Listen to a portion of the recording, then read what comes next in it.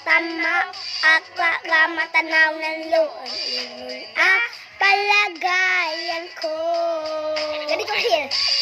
tao po, nandimugo kayo sa loob ng malaking bahay at malawak na bakuran, mataas na pader na paliliwan, at nakapila mga mahal sa sasakyan, mga patay na ginambulong na bulong, wala namang kasal pero marami ang nakabalo, lumakas sa mga ulan, wala yabuta sa bubong, mga plastic kutsara, hindi kong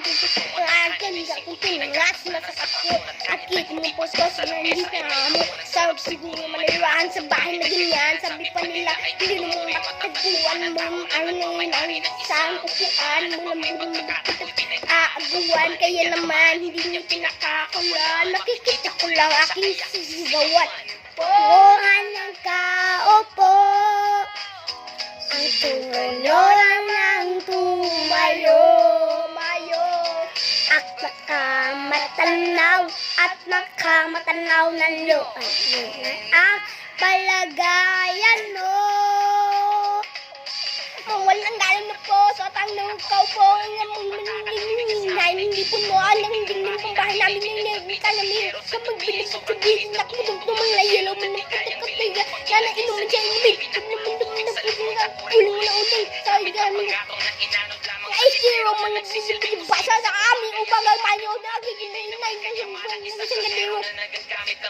ayun sa sumeldo, pero kulang na tuyo at sin, ang suwerte mo sa mga hindi mo nabasahin, hindi ko alam na mahirap na lang kami, mga bukod naman nagkakayo pa, yung pera nyo mawawalang dokumento, kaya huwag kang masyadong halata, bato sa langit, matalaan at nagalit, bato sa langit, ano'y magmarikan, huwag masyado malata, bato, huwag kang masyado nalata, makasyadong malata,